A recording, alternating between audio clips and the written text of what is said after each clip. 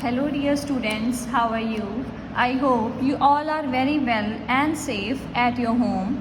So dear students, let's do some study today. Please bring your the English Circle book in your hand. So dear students, please open page number 5858. Our today's point is the swing. So dear students, here we have a warm up. Here we said circle the ones that you enjoy the most, also name them. So dear students, इसमें से जो भी slide आपको पसंद है you have to circle it. आपने इसको circle करना है और उसका नेम भी यहाँ पे आप लिख सकते हैं.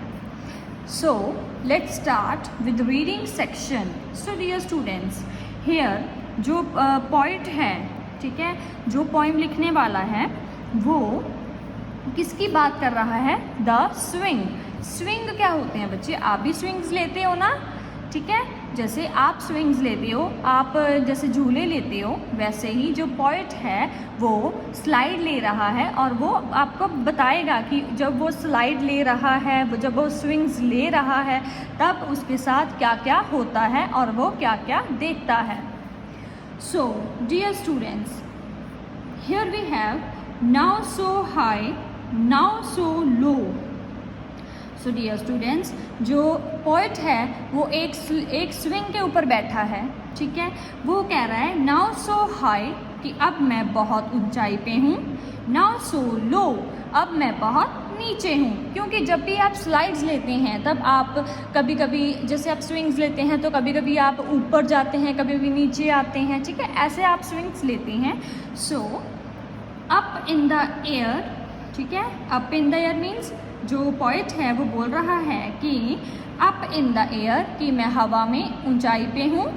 देन डाउन आई गो तब मैं नीचे जाता हूँ, ठीक है. नीचे जाता हूँ मतलब वो कभी कभी हवा में भी ऊपर, जब आप स्विंग्स लेते हैं तब आप कभी कभी ऊपर भी हवा में चले जाते हैं और नीचे भी आ जाते हैं.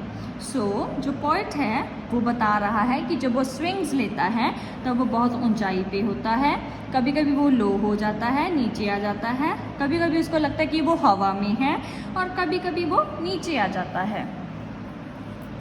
सो here we have up to the sky. कभी कभी उसको लगता है कि वो बिल्कुल आसमान में है. स्काई मीन्स आसमान. And down to the grass. जब भी आप स्विंग्स लेते हैं तो कभी कभी आपको लगता है कि आप आसमान में हैं, तो कभी कभी आपको लगता है कि आप ग्रास जो है, घास होती है, आप घास में आ गए हैं, आपके जो पैर हैं वो घास में आ गए हैं. I watch birds fly. मतलब जो पॉइंट है वो बोल रहा है, कह रहा है कि आई वॉच बर्ड्स फ्लाई. मैं उड़ते हुए पक्षियों को देखता हूँ. आई सी वॉर्म्स पास. तो वो और क्या देखता है?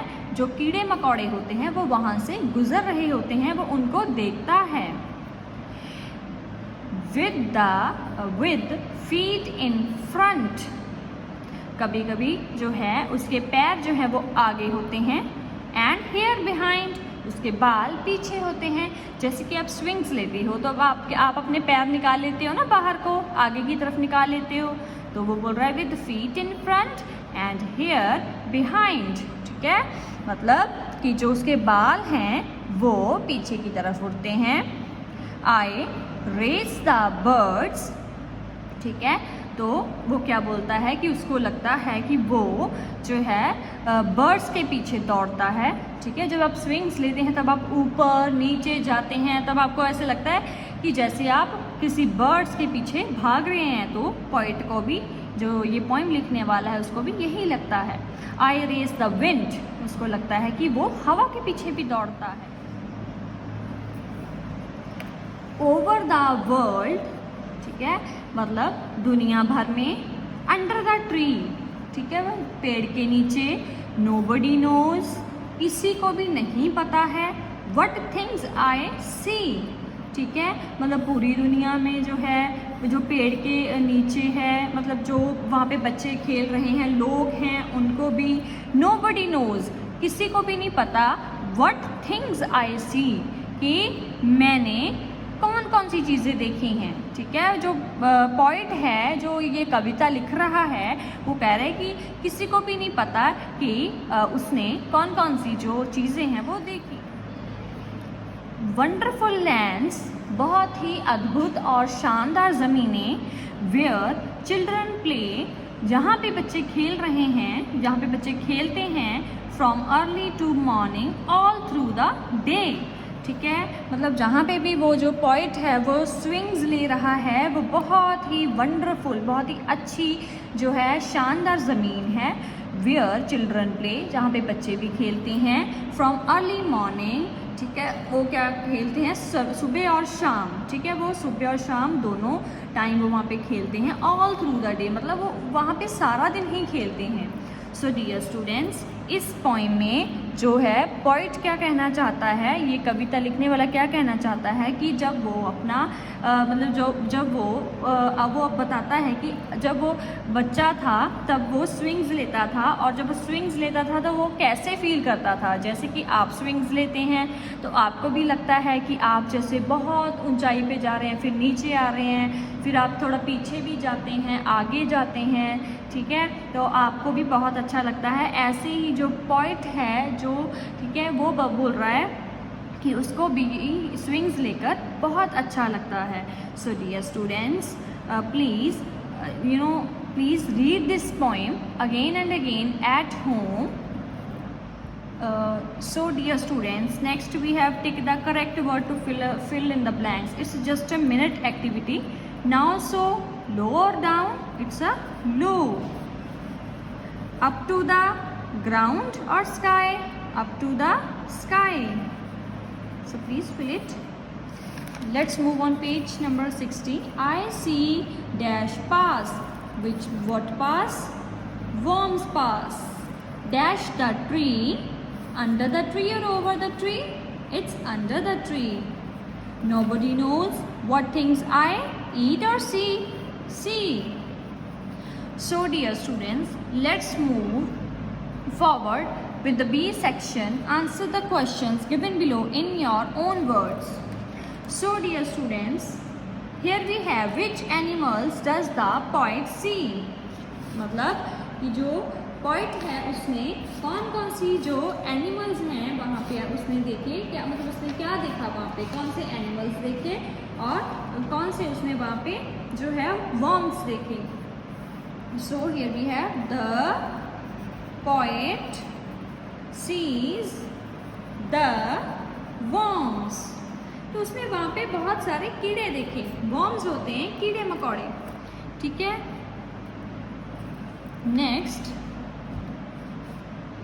नेक्स्ट भी what does the poet race. जो पोएट है वो किसके पीछे दौड़ता है. ठीक है. तो उसने बताया हुआ है कि जब वो स्विंग्स लेता है तो वो किसके पीछे दौड़ता है. तो here we have the poet races the birds and wind. ठीक है. तो वो किसके पीछे दौड़ता है. बर्ड्स एंड विंड के पीछे. मीन्स टू से वो पक्षियों के पीछे दौड़ता है और वो हवा के पीछे दौड़ता है. What does nobody know. किसी को क्या नहीं पता है. पोएट ने बताया है ना कि किसी को कुछ भी नहीं पता है. तो किसी को कुछ मतलब उसको उनको क्या नहीं पता है. तो the answer is nobody knows what things the poet sees. तो किसी को ये कुछ भी नहीं पता है कि पोएट ने कौन कौन सी चीज़ें देखी हैं वहाँ पे. What happens in the wonderful lands. ठीक है. वंडरफुल लैंड्स में क्या होता है. तो वहाँ पे पोएट ने बताया है the children play in the wonderful lands. तो क्या होता है. जो वंडरफुल लैंड्स में क्या होता है. चिल्ड्रन जो बच्चे हैं वो वहाँ पे प्ले करते हैं, वहाँ पे खेलते हैं. For how long do the children play. वो पूछ रहे हैं कि वो वहाँ पे कितनी देर के लिए खेलते हैं. ठीक है, वो कितने समय के लिए खेलते हैं। तो यहाँ पे the answer is the children play for the full day. वो वहाँ पे खेलते ही रहते हैं, ठीक है। कभी कुछ बच्चे आ गए, कभी कुछ बच्चे आ गए, कभी कुछ चले जाते हैं, कभी आ जाते हैं। तो पॉइंट जो है वो वहाँ का बता रहा है कि जब वो स्विंग्स लेता है तो जिस ज़मीन के ऊपर वो स्विंग्स लेता है वहाँ पे बच्चे जो हैं खेलने आते हैं, वो पूरा दिन वहाँ पे खेलते ही रहते हैं। Got it? So dear students, I hope you understood the whole poem and you will also read it at your home.